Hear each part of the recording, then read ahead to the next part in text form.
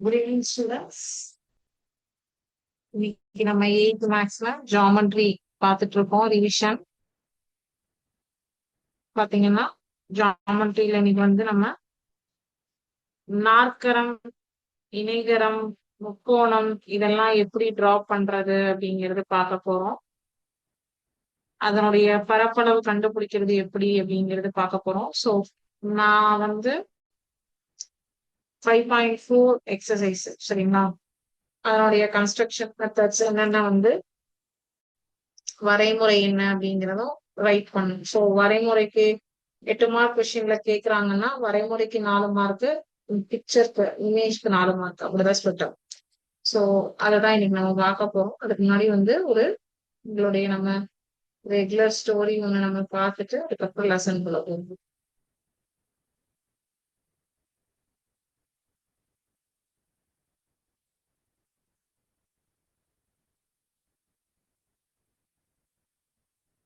So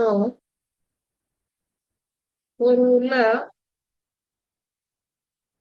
உங்களை மாதிரி ஒரு ஸ்கூல் படிக்கிற ஒரு பையன் இருக்கான். சோ அந்த பையனுக்கு வந்து அவன் படிப்புல, விளையாட்டுல எல்லாத்துலயுமே வந்து ரொம்ப சுட்டியா இருப்பான். ரொம்ப சுட்டினா ரொம்ப இதுவா இருப்பான், பயங்கர இதுவா ஆக்டிவா இருப்பான், ஹைப்பர் ஆக்டிவ். ஆனா அந்த பையனுக்கு என்ன அப்படின்னா, அவன் சொல்றதான் மத்தவங்க எல்லாருமே கேட்கணும் அப்படிங்கிற மாதிரி ஒரு முரட்டு சுபாவம் உண்டு. அவனுக்கு கிளாஸ் லீடர் ஆகணும், எப்படியாச்சும் கிளாஸ் லீடர் ஆயிடணும் ரொம்ப நாள் ஆசை. ஆனா ஸ்கூல்ல அவனை யாருக்குமே பிடிக்காது. ரீசன், நல்லா படிப்பான், நல்லா விளையாடுவான், ரொம்ப சுட்டியா இருப்பான், எல்லாமே வந்து இருக்கும். பட் யாரையுமே அட்ஜஸ்ட் பண்ணி போக மாட்டான். முரட்டு சுபாவம். நான் சொல்றதுதான் எல்லாரும் கேட்கணும் அப்படிங்கிற முரட்டு சுபாவம். அதனால அவன் வந்து கிளாஸ் லீடர் ஆகணும்னு ஆசைப்பட்டாலும் அவனை யாருக்கும் பிடிக்காது. பட்டு பட்டுன்னு எல்லாரையும் கை நீட்டி அடிச்சிடுவான். யாரு சொல்றதையுமே கேட்க மாட்டான். அவனுக்கு மட்டும்தான் எல்லாமே தெரியும் அப்படின்னு இருப்பான். ஆனா அவனோட டீச்சர்ஸ் வந்து அவன் அட்ராக்ட் பண்றதுல ரொம்ப வந்து கெட்டிக்கார பையன். சோ அதனால அவன் நினைச்ச மாதிரியே கிளாஸ் லீடர் ஆயிடுறான். சோ இவன் சொல்றதை யாருமே கேட்க மாட்டாங்க இல்லையா, இவனதான் யாருக்கும் பிடிக்காது, எல்லாரும் இவனை வந்து ஒதுக்கி வைக்கிறாங்க. இவனுடைய அடாவடித்தனத்தால இவனை எல்லாருமே ஒதுக்கி வைக்கிறாங்க. சோ இவனை சொல்றதை யாருமே கேட்கறது இல்ல அப்படிங்கிறதுனால அவனை லீடரா யாருமே ஏத்துக்கல. அவன் தனியா இருக்கும்போது மத்தவங்க என்னதான் எதிர்த்து பிரச்சனை பண்ணாலும் கன்சிடர் பண்ணல. பட் இப்ப வந்து ஒரு வகுப்புல 50 மாணவர்கள் இருக்காங்கன்னா 50 பேருமே அவனுக்கு அகெயின்ஸ்டா இருக்காங்க. 50 பேரும் ஒன்னாயிட்டாங்க, இவன் ஒரு ஆள் தனியா ஆயிட்டான். சோ அவனுக்கு ரொம்ப வந்து அவனை யாருமே லீடரா அக்செப்ட் பண்ணிக்கல. அவன் என்ன சொன்னாலும் யாருமே கேட்கல. அவங்க வந்து இவன் சொல்றதுக்கு ஆப்போசிட்டாவே எல்லாமே பண்ணிட்டு இருக்காங்க. எப்பவுமே தனியா நின்னு போராடுறதுக்கும் கூட்டமா நின்னு போராடுறதுக்கும் வித்தியாசம் இருக்கு இல்லையா. சோ அது மாதிரிதான் இவனுடைய கதையும் ஆச்சு. சோ அப்ப அவன் வந்து ஒரு நாளைக்கு ரொம்ப மனசு வந்து வேதனைப்பட்டு அவங்க அப்பாட்ட வந்து சொல்லி அழறான். எனக்கு வந்து என்னை யாருமே லீடரா அக்செப்ட் பண்ணிக்கல, எனக்கு ரொம்ப வந்து இதுவா இருக்கு, நான் நல்லா படிக்கிறேன், நல்லா ஸ்போர்ட்ஸ்ல இது பண்றேன், எல்லாமே இருக்கு, ஆனா என்னை யாரும் லீடரா ஏத்துக்க மாட்டேங்கிறாங்க, எனக்கு எல்லாம் தெரியுது அப்படின்னு சொல்லி சொல்றான். அதுக்கு அவங்க அப்பா சொல்றாரு, இதுக்கெல்லாம் நீ அழலாமா, அழக்கூடாது. நான் உனக்கு ஒரு திருக்குறள் ஒண்ணு சொல்றேன், அத வந்து நீ மனசுல வச்சு நடந்துக்கோ, எல்லாமே உனக்கு சரியா போகும் அப்படின்னு சொல்லி சொல்றாரு. அவர் என்ன திருக்குறள் சொல்றாருன்னா, கருவியும் காலமும் செய்யும் அருவினையும் கருவியும் காலமும் செய்கையும் செய்யும் அருவினையும் மாண்ட தமிழ்ச்சு. கருவியும் காலமும் செய்கையும் செய்யும் அருவினையும் மாண்ட தமிழ்ச்சு. நம்ம எவ்வளவு பெரிய தலைவரா இருந்தாலும் எந்த ஒரு முடிவை எடுக்கிறதுக்கு முன்னாடியும் சுத்தி இருக்கிற எல்லாரையும் அவங்க சூழ்நிலையும் புரிஞ்சு நம்ம எந்த ஒரு முடிவையும் எடுக்கணும். நம்ம மத்தவங்க நம்மள மதிக்கிற அளவுக்கு அவங்களுடைய ஆப்போசிட்ல இருக்கிறவங்களுடைய கருத்துக்கு நம்ம மதிப்பு கொடுத்தாதான் மத்தவங்க வந்து நம்மளுடைய கருத்துக்கு மரியாதை கொடுத்து நம்மள தலைவரா ஏத்துப்பாங்க. மத்தவங்க நம்மள மதிச்சாதான் நம்ம ஒரு நல்ல தலைவர், இல்ல அப்படின்னா நம்ம ஒண்ணுமே கிடையாது அப்படின்னு சொல்லி சொல்றாரு. அதாவது நம்ம ஒரு நல்ல தலைவரா இருக்கணும் அப்படின்னா அடுத்தவங்களோ நம்மை சுற்றி இருக்கக்கூடியவர்களின் நலன்களை கருத்தில் கொண்டு அவங்களுடைய கருத்துக்களுக்கும் மரியாதை கொடுத்து நம்ம ஒரு முடிவு எடுத்தாதான் நம்மளோட கருத்தை அவங்க ஏத்துட்டு அவங்க அந்த முடிவுக்கு வந்து இறங்கி வருவாங்க. நம்ம ஆப்போசிட்ல இருக்கிறவங்களுடைய தாட் ப்ராசஸ் என்னன்னே கேட்கறதுக்கே ரெடியா இல்ல அப்படின்னா எல்லாரும் நமக்கு அகெயின்ஸ்டா தான் மாறுவாங்க. நம்ம வாட்டு தனியா கத்திட்டே இருக்க வேண்டியதான், யாருமே கேட்க மாட்டாங்க நம்ம சொல்றத. சோ அடுத்த நாள்ல இருந்து எல்லார்ட்டையும் அவன் என்ன பண்ணான்னா அன்பா ஒவ்வொருத்தங்கள்ட்டயா இறங்கி போய் பேசி புரிஞ்சு நடந்து மதிச்சு நடக்கிறதுக்கு பழகினான். இப்போ மத்தவங்க எல்லாருமே அவனுடைய வார்த்தைக்கு மதிப்பு கொடுத்து அவனை ஒரு லீடரா அக்செப்ட் பண்ணிட்டாங்க. சோ எல்லாமே ஒரு அனுபவம் தான், அனுபவமே ஒரு பாடம். ஓகேவா? அதாவது நம்ம எப்பயுமே எந்த ஒரு சுச்சுவேஷன், சின்னவங்களோ பெரியவங்களோ நம்மளை விட வயசுல பெரியவங்களா இருந்தாலும் சரி, சிறியவர்களா இருந்தாலும் சரி, நம்ம வந்து ஒரு முடிவு எடுக்கிறோம், ஒரு சென்டர் ஆஃப் தி பர்சனா இருந்து ஒரு முடிவு எடுக்கிறோம்னா எல்லாருடைய வந்து மைண்டு, தாட் ப்ராசஸ், ஒவ்வொருத்தவங்களுக்கும் ஒவ்வொரு கருத்து இருக்கும். அவங்க சொல்றதெல்லாம் கேட்டு 10 பேரோட கதையும் கேட்டு அந்த 10 பேருக்கும் பொதுவா போற மாதிரிதான் ஒரு டெசிஷன் எடுக்கணுமே தவிர, அதுதான் ஒரு நல்ல லீடருக்கு அழகு. இதே வந்து நமக்கு பிடிச்ச மாதிரி ஒரு டெசிஷன் எடுத்தாலும் அது தப்பு. அதே வந்து நம்மள சுத்தி 10 பேர்ல 4 பேர்த்தோட கருத்துக்கு மட்டும் ஒத்து போற மாதிரி ஒரு டெசிஷன் எடுத்துட்டு பேலன்ஸ் இருக்கிற 6 பேர் கஷ்டப்படுற மாதிரி இருந்தாலும் அதுவும் தப்பு. அதுவும் ஒரு நல்ல லீடருக்கு அழகு கிடையாது. 10 பேர் இருக்காங்கன்னா 10 பேருமே அந்த கருத்தை அக்செப்ட் பண்ணிட்டு போற அளவுக்கு நம்ம வந்து யோசனை பண்ணி ஒவ்வொரு முடிவையும் எடுக்கணும். அதுதான் வந்து ஒரு நல்ல தலைவனுக்கு அழகு. இல்லைன்னா வந்து நம்மள முன்னாடி விட்டு பின்னாடி பேசுவாங்க, இல்லைன்னா பின்னாடி விட்டு முன்னாடி பேசுவாங்க. இதுதான் நடக்கும். ஓகேவா? சோ இது எல்லாமே நம்ம வந்து வாழ்க்கையில அனுபவத்துல கத்துக்கக்கூடிய ஒரு விஷயம். இப்ப நம்ம பாடத்துக்குள்ள போகலாம். இன்னைக்கு என்னன்னா நாற்கரம். உங்களுக்கு இமேஜஸ் ஃபுல்லாவே வந்து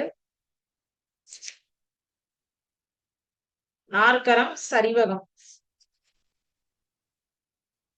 நாற்கரம் மற்றும் சரிவகம் டோட்டலா வந்து 12 கொஸ்டின் இருக்கு 5.4 எக்ஸசைஸ்ல இல்லையா? Construct the quadrilateral and trapezium. So ஒரு நாற்கரம் வரைவது எப்படி, அதாவது ஜாமெட்ரியில நம்ம நாற்கரம் கையில வந்து அழகா வரையணும், சூப்பரா வரையணும்.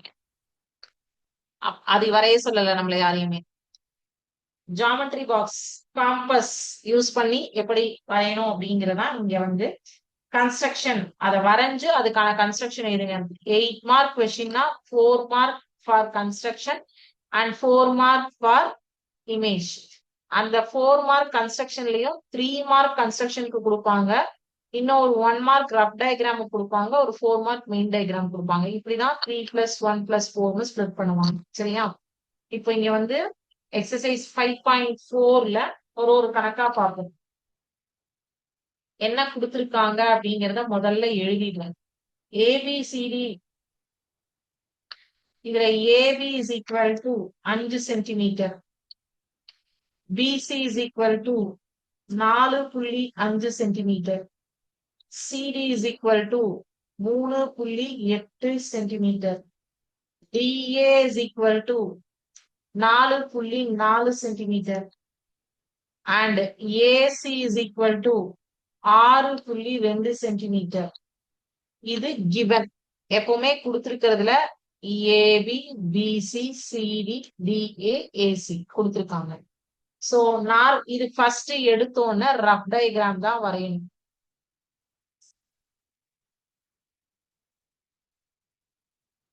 ரஃப் டயக்ராம் தமிழ்ல உதவிப்படம் அப்படின்னு சொல்லுவாங்க.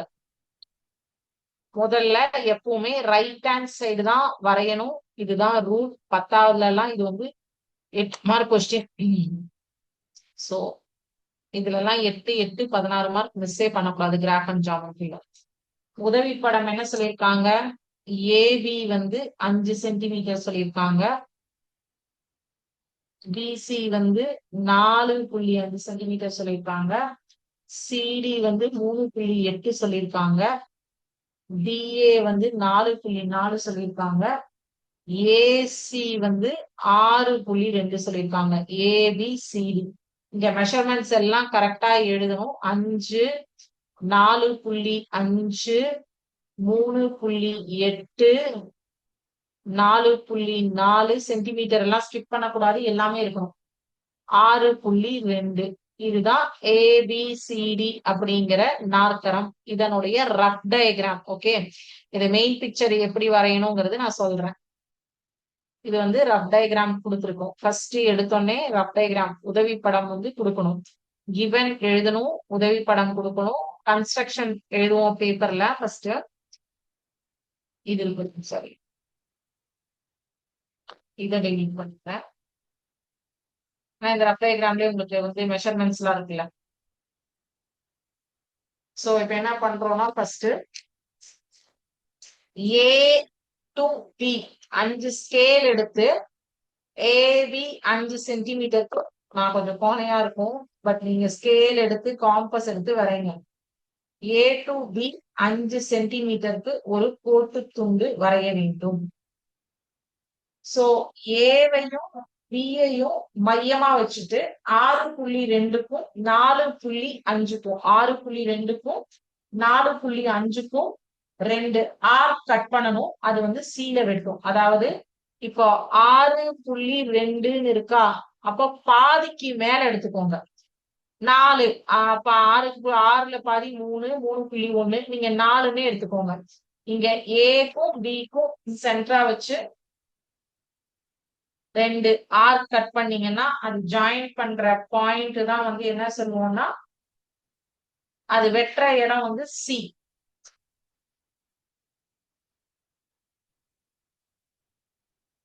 இத ஜாயின் பண்ணும்போது இங்க வந்து இந்த மாதிரி டான்ஸ் எல்லாம் ஆடக்கூடாது லைனு. நீங்க கரெக்டா காம்பஸ் வச்சு கட் பண்ணும்போது கரெக்டா வரும். வில் வந்து எப்பவுமே இந்த வில் கட் பண்ணும்போது வந்து கொஞ்சம் பெருசா கட் பண்ணிக்கோங்க. ஆர்க்ஸ் கட் பண்றீங்க இல்லையா, இவ்வளோண்டு கட் பண்ணி வைக்காதீங்க, தப்பா வரும். கொஞ்சம் வந்து நல்லா பெருசா கட் பண்ணீங்கன்னா கரெக்டா வரும்.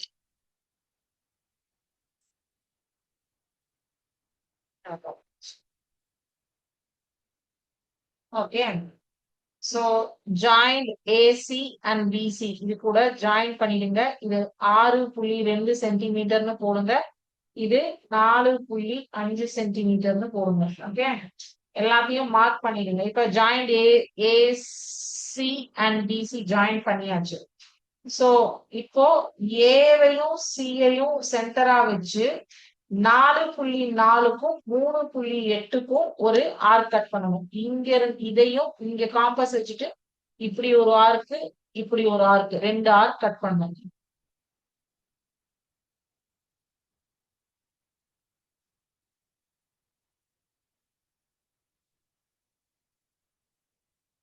இப்போ இத ஜாயின் பண்ணிட்டோம்.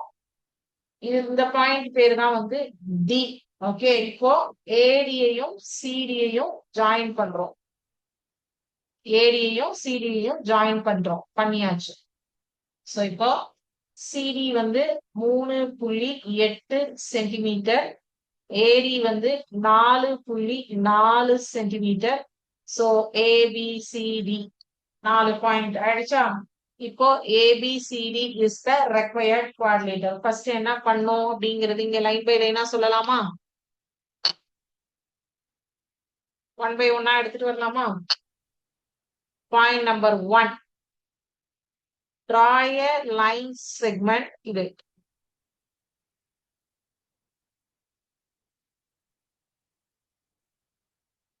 draw a line segment AB is equal to 5 centimeter. First இங்கிலீஷ்ல எழுதிடலாம், அப்புறம் தமிழ்ல சொல்றேன் உங்களுக்கு டிரான்ஸ்லேஷன். அதுக்கப்புறம் வித் ஏ அண்ட் பி, ஏக்கும் பிக்கும் centre, A and B centres drawn arc, விற்கல்னு சொன்னேன் இல்லையா, விற்கல், arcs of radi 6.2 சென்டிமீட்டர். பாதிக்கு மேல எடுத்துக்கோங்க சரியா.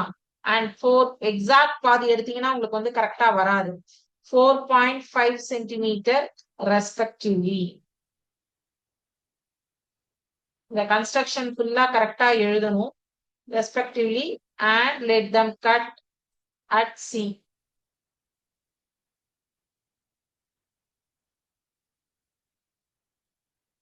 Cut at C point.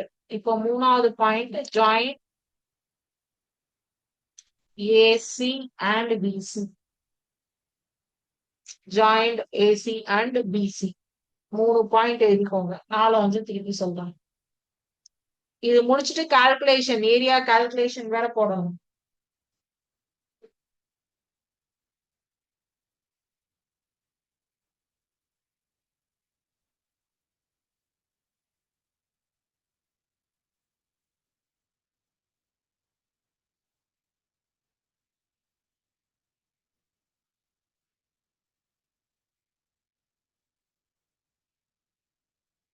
இது வரைக்கும் எழுதுறீங்களா?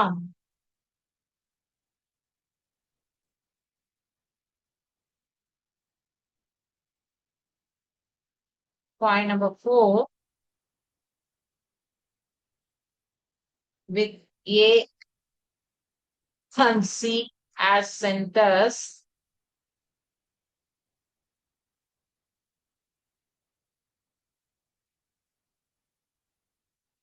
A and C as centers, இங்க ஏவையும் சியையும் சென்டரா வச்சு drawn arcs of radii 4.4 centimeter and 3.8 centimeter respectively.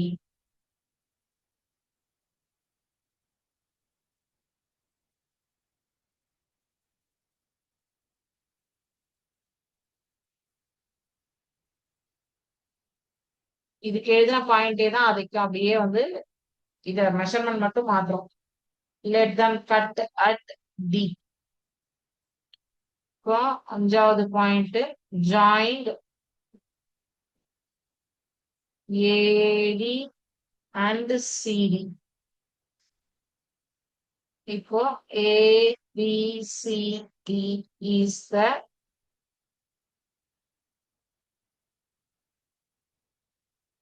required quadrilateral.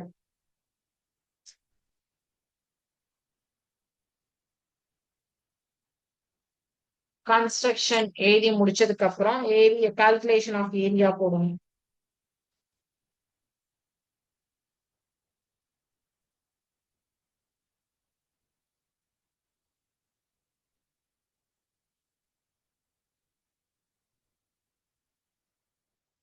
இதை முடிச்சிட்டீங்களா? இப்போ area calculation.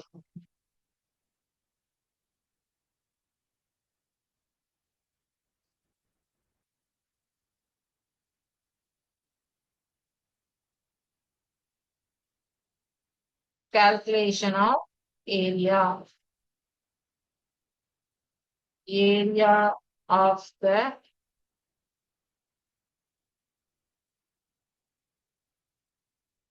quadrilateral ABCD equal to half into D into H1 plus H2 square units. இது formula, compulsory formula எழுதணும், இல்லைன்னா mark cut பண்ணுவாங்க. So half into diagonal தான் D கொடுத்துருக்காங்க 6.2ன்னு கேள்வியிலேயே. இந்த 2.6 3.6 டாட்டட் லைன்ஸ்ல நான் போட்டேன் இல்லையா, நீங்க இந்த ஆர் கட் பண்ணி இது எல்லாத்தையும் ஜாயின் பண்ணி முடிச்சதுக்கு அப்புறம் ஸ்கேலால இது ரெண்டுத்துக்கும் மெஷர்மெண்ட்ஸ் எடுத்தீங்கன்னா இது 3.6 இது 2.6ன்னு கிடைக்கும். மெஷர்மெண்ட்ஸ் எடுத்து பாருங்க, கண்டிப்பா வரும் உங்களுக்கு. ஸோ அதை தான் வந்து இங்க H1 plus H2 2.6 into 3.6 centimetre ஸ்கொயர்டுன்னு போடுறேன். ஹாஃப் இன்டூ இல்ல இதை இங்கேயே கட் பண்ணிடலாம். ஹாஃப் ரெண்டால கட் பண்ணீங்கன்னா 3.1 3.1 இன்டூ இது வந்து ரெண்டையும் ஆட் பண்ணீங்கன்னா 6.2 which is equal to 19.22 centimetre square. So இது வரைக்கும் ஃபுல்லா கம்ப்ளீட் பண்ணினாதான் 8 மார்க் உங்களுக்கு தருவாங்க. ஓகேவா? சோ தமிழ்ல கன்ஸ்ட்ரக்ஷன் என்னென்ன அப்படிங்கிறது சொல்றேன். மொத்தம் 6 ஸ்டெப் என்னென்ன எழுதணும் அப்படின்னு சொல்றேன். ஃபர்ஸ்ட் தரவு given எழுதிக்கணும். AB is equal to steps. தமிழ்ல வந்து ஸ்டெப்ஸ்னு சொல்லுவோம். AB is equal to 5 centimetre அளவுள்ள கோட்டு துண்டு வரைய வேண்டும். A மற்றும் B ஐ மையமாக கொண்டு 6.2 சென்டிமீட்டர் மற்றும் 4.5 சென்டிமீட்டர் ஆரமுள்ள 2 விற்கள் வரைய வேண்டும். அவை C யில் வெட்டும். அப்புறம் AC மற்றும் BC ஐ இணைக்க வேண்டும். அதுக்கு அடுத்த பாயிண்ட், 4வது பாயிண்ட், A மற்றும் C ஐ மையங்களாக கொண்டு முறையே 4.4 சென்டிமீட்டர் மற்றும் 3.8 சென்டிமீட்டர் ஆரமுள்ள விற்கள் வரைய வேண்டும். அவை D யில் வெட்டும். இப்பொழுது AD மற்றும் CD ஐ இணைக்க வேண்டும். ABCD என்பது தேவையான நாற்கரம் ஆகும். அடுத்தது கால்குலேஷன் ஆஃப் ஏரியாக்கு பரப்பளவு கணக்கிடுதல் எழுதிட்டு ABCD என்ற நாற்கரத்தின் பரப்பளவு is equal to half into D into H1 plus H2 சதுர அலகுகள் அப்படின்னு சொல்லி போட்டுட்டு half into D உடைய வேல்யூ வந்து 6.2 நமக்கு தெரியும். இந்த H1 and H2 அங்க ஸ்கேல் வச்சு மெஷர் பண்ணிருக்கீங்க, அதுவும் போட்டுருங்க. அதுவும் 6.2 தான் வரும். பட் அது எப்படி வருதுங்கிறது மெஷர் பண்ணி போடணும். ஓகேவா? சோ அதுக்கப்புறம் half into 6.2 கேன்சல் பண்ணோம் 3.1. அது ரெண்டையும் ஆட் பண்ணோம் 6.2. இது ரெண்டையும் மல்டிப்ளை பண்ணோம் 19.22. ஓகேவா? காப்பி பண்ணிக்கோங்க. அடுத்த சம் போறோம். இதுலயே அடுத்த சம்.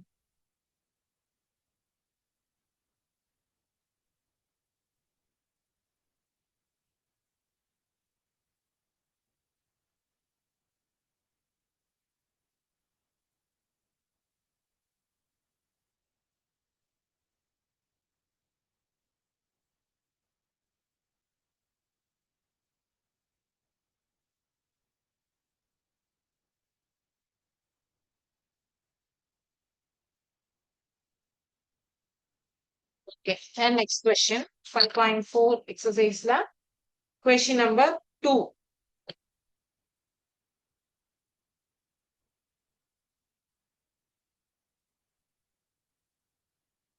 இங்க ஸ்கேல், காம்பஸ் இதெல்லாம் யூஸ் பண்ணுங்க. யூஸ் பண்ணி சம்ஸ் போடுங்க. அப்ப இன்னும் உங்களுக்கு ரொம்ப ஈஸியா இருக்கும். யூஸ்ஃபுல்லாவும் இருக்கும், ஈஸியாவும் இருக்கும்.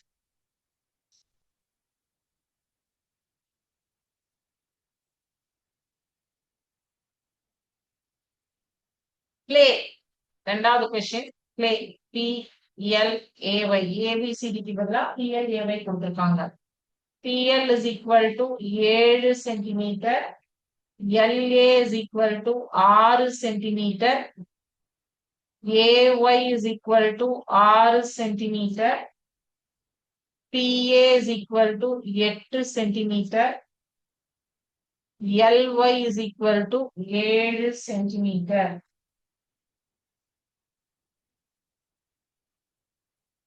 ஓகேவா?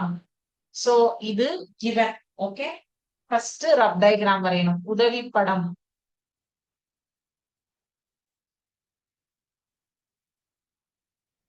ரஃப் டயகிராம் வந்து PL 7 சென்டிமீட்டர் வச்சு PL-க்கும்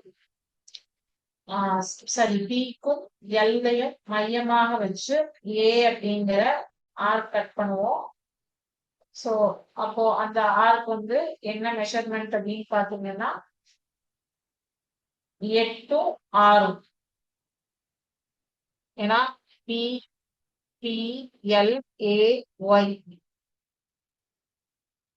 PA வந்து 8 சென்டிமீட்டர், இது 6 சென்டிமீட்டர்.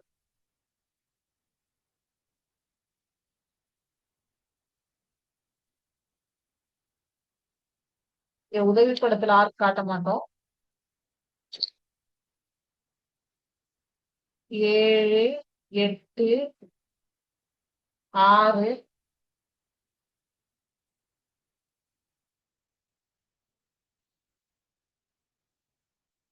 PLAY. PL என்ன 7 centimetre, LA 6 centimeter, AY 6 centimeter,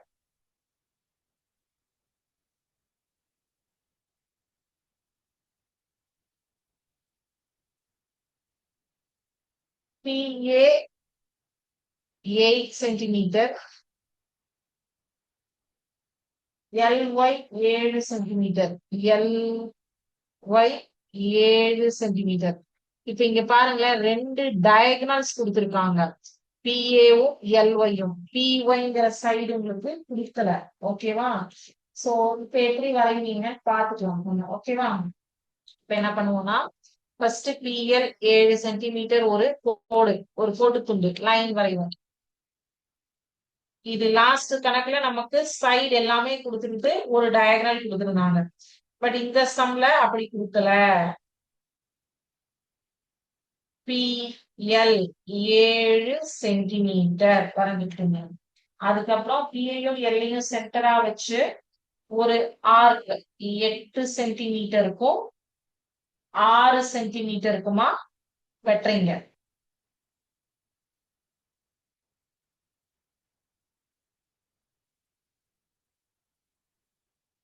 இது 6, இது 8, இது வந்து ஏ.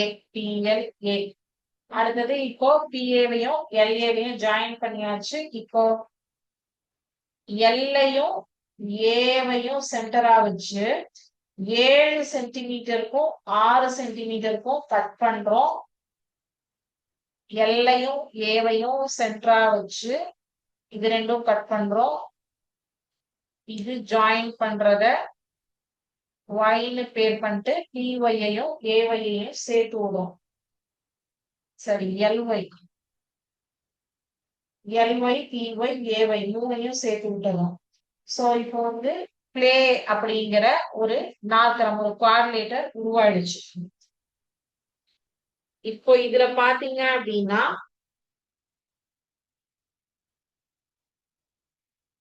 இந்த மெஷர்மெண்ட்டும்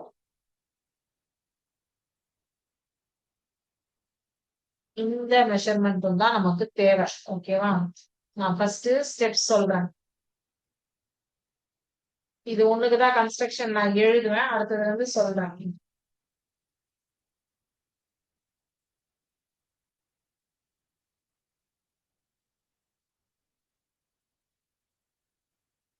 L is equal to 7 centimetre.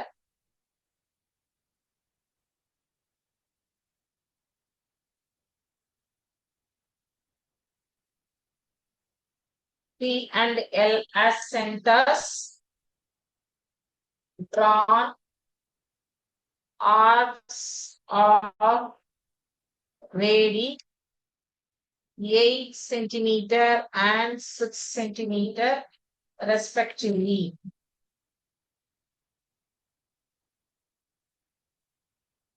Let them cut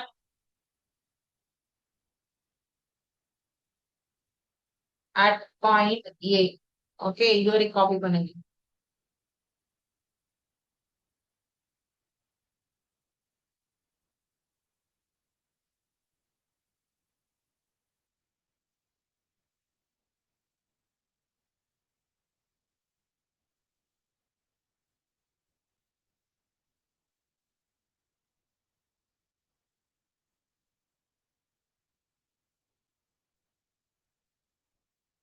Join the point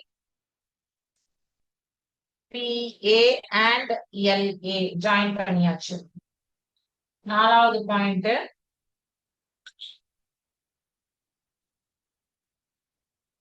with L and A as centers,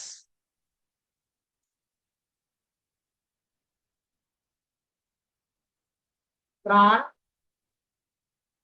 arcs of radii 7 centimetre and 6 centimetre respectively.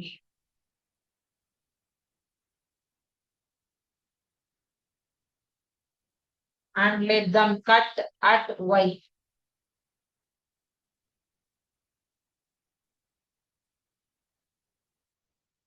இப்போ join எதெல்லாம் join பண்ணோம்? LY, BY and AY மூணையும் join பண்ணோம். அடுத்தது play அப்படிங்கிற குவாட்ரேட்டர் ready ஆயிடுச்சு.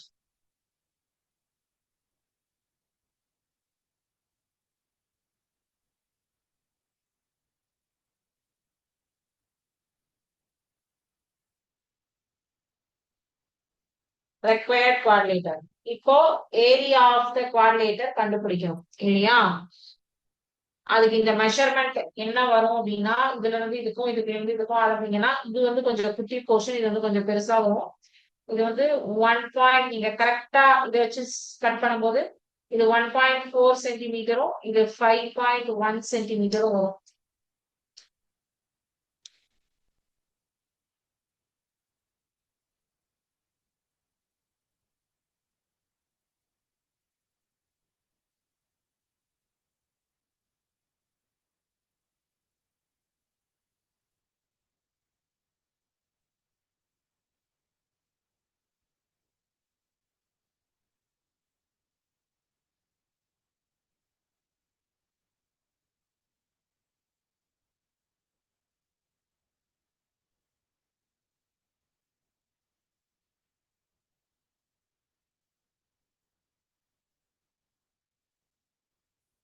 ஓகேவா? இப்போ area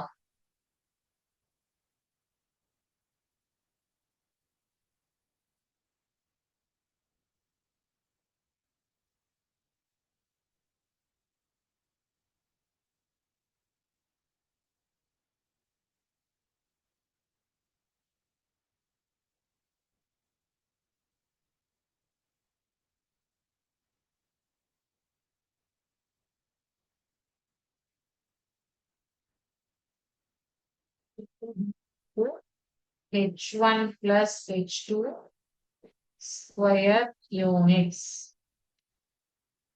half into 8 into 5.1 plus 1.4 centimeter square. So இது ரெண்டால கட் பண்ணும்போது 4 ஆயிடும். 4 into 6.5. So 26 centimeter square area of the quadrilateral. நாற்கரத்தின் பரப்பளவு 26 சென்டிமீட்டர் ஸ்கொயர். சோ இது நான் உங்களுக்கு ரஃபா கையால போட்டுக்கிறதுனால அந்த சைசஸ் வந்து டிஃபரன்ஸ் இருக்கும். பட் இந்த போர்ஷன் சின்னதாகவும் இந்த போர்ஷன் தான் பெருசாவும் வரும். ஆக்சுவலி இதுல காம்பஸ் யூஸ் பண்ணி போட்டீங்கன்னா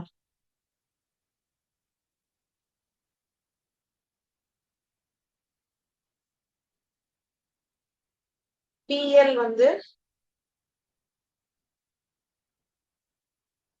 பிஎல் அப்படிங்கிற 7 சென்டிமீட்டர் இருக்கிற ஒரு கோட்டு துண்டு ஃபர்ஸ்ட் வரைகிறோம்.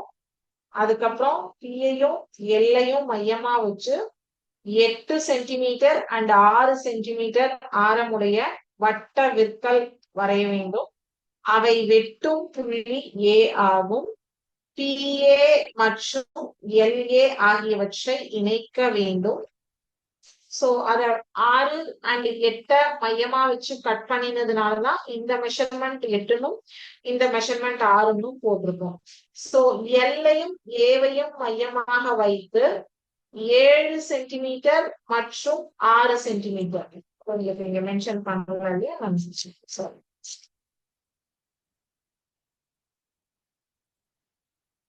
இது இது வந்து ஆப்போசிட் சைடு வந்து பாத்தீங்க அப்படின்னா 7 சென்டிமீட்டர். இது எப்படி 8ஓ இது 7, இது 6. இதுதான் நமக்கு கொடுக்கல. சரியா? சோ கொடுத்திருக்கிற எல்லா மெஷர்மெண்ட்டுமே நம்ம எழுதி ஆகணும். எதையுமே ஸ்கிப் பண்ண முடியாது. ஸ்கிப் பண்ணோம்னா மார்க் கட் பண்ணுவாங்க. சோ இப்ப என்ன சொன்னேன் நானு, பிஏவையும் எல்ஏவையும் கனெக்ட் பண்றோம். கனெக்ட் பண்ணினதுக்கு அப்புறம் எல்லையும் ஏவையும் மையமா வச்சு 7 சென்டிமீட்டர் மற்றும் 6 சென்டிமீட்டர் ஆரமுடைய வட்டவிற்கள் வரைய வேண்டும். அவை வெட்டும் புள்ளியானது ஒய் ஆகும். இப்ப வந்து எல்ஒய், பிஒய் அண்ட் ஏஒய் ஆகியவற்றை இணைக்க வேண்டும். இப்பொழுது பிளே என்பது தேவையான நாற்கரம் ஆகும். நாற்கரத்தின் பரப்பளவை கணக்கிடுதல். நாற்கரத்தின் பரப்பளவுக்கு formula half into D into h1 plus h2 சதுர அலகுகள். ஹாஃப் இன்டூ டயகனல் வந்து 8. ஆப்போசிட்ல நீங்க வந்து மெஷர் பண்ணிருப்பீங்க 5.1 அண்ட் 1.4 அப்படின்னு வரும்.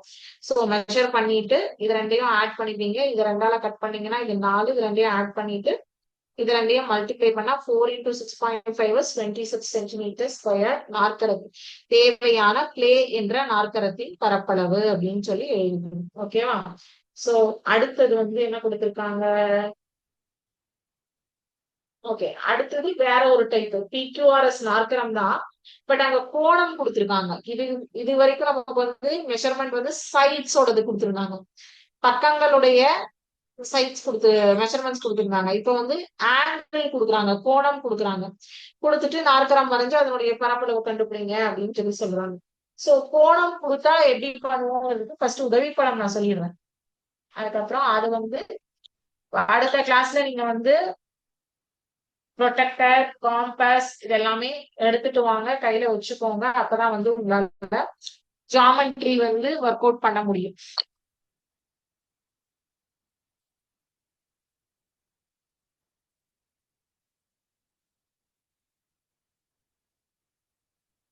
PQRS அப்படிங்கிற நாற்கரத்துல PQ equal to QR equal to 3.5 centimetre. RS is equal to 6.2 centimetre. சரி, RS வந்து 5.2. RS is equal to 5.2 centimetre. SP வந்து 5.3 சென்டிமீட்டர். Angle Q 120 degree. ஓகேவா? சோ ஃபர்ஸ்ட் PQ இங்க ரஃப் டயகிராம் தான் சொல்றேன் நான். ஃபர்ஸ்ட் மீன் டயகிராம் அடுத்த கிளாஸ்ல தான் நீங்க வந்து ப்ரொடெக்டர், காம்பஸ், ஸ்கேல், பென்சில் எல்லாமே எடுத்துட்டு வந்ததுக்கு அப்புறம் தான் நம்ம வந்து மெயின் டயகிராம் போட போறோம். இன்னைக்கு வந்து ரஃப் டயகிராம் மட்டும்தான். PQ அப்படின்னு 3.5 சென்டிமீட்டருக்கு ஒரு போட்டு துண்டு, ஒரு லைன் செக்மெண்ட் போட்டுக்கிறேன். அதுக்கப்புறம் கியூல வச்சு, கியூல பாகைமானிய வச்சு 120 டிகிரிக்கு ஒரு கோணம் வரைகிறேன். இது 90, இது 120 வரும். ஓகே,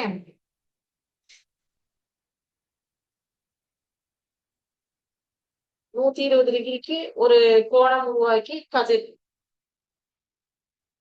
PQ இந்த லாங்ல எக்ஸ் இதுக்கு பேர் வைப்போம். சரியா?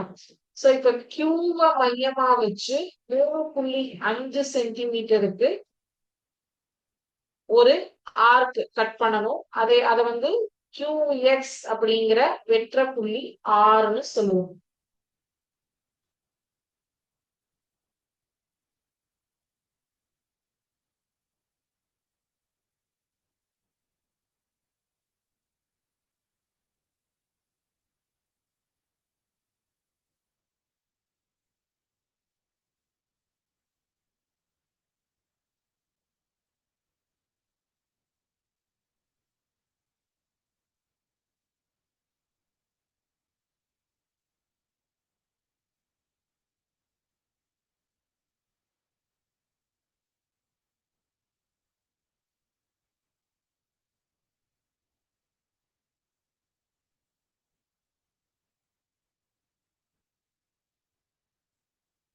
இது 1.7 சென்டிமீட்டர், இது 4.3 சென்டிமீட்டர், இது 5.2 centimetre, 5.3 centimetre, 3.5 centimetre, 3.5 centimetre. PQRS line segment PQ வரையணும். அதுல ஆங்கிள் கியூல வச்சு 120 டிகிரி QX மார்க் பண்ணுவோம்.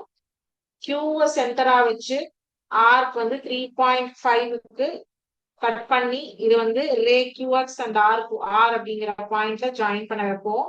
இதுல ஆருக்கும் Pக்கும் சென்டரா வச்சு 5.2க்கு ஒரு ஆர்க்கு அண்ட் 5.5க்கு 2 ரேடிக்கு ஒரு ஆர்க் கட் பண்ணுவோம். அதுதான் S பாயிண்ட்னு சொல்லுவோம். So join PS and RS PQRS அப்படிங்கிற குவாட்ரிலேட்டர் நமக்கு கிடைச்சிருச்சு. ஓகேவா? இதனுடைய மெயின் டயக்ராம் அடுத்த கிளாஸ்ல நம்ம எப்படி வரையணும்னு பார்க்கலாம். ஸோ இது நீங்க வீட்ல ட்ரை பண்ணிட்டு வாங்க. நான் கன்ஸ்ட்ரக்ஷனும் ஓரளவுக்கு சொல்லியிருக்கேன், வீட்ல நீங்க ட்ரை பண்ணலாம். ஓகேவா? ஸோ இதுல ஏதாவது டவுட்ஸ் இருந்ததுன்னா கேளுங்க.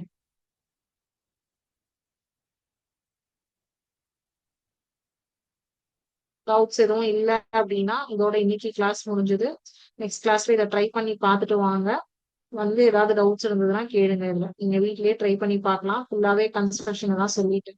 ஸோ டவுட்ஸ் எதுவும் இல்லை அப்படின்னா இதோட இன்னைக்கு கிளாஸ் முடிஞ்சது. Thank you students. வாழ்க பாரதம், வெல்க தமிழ்.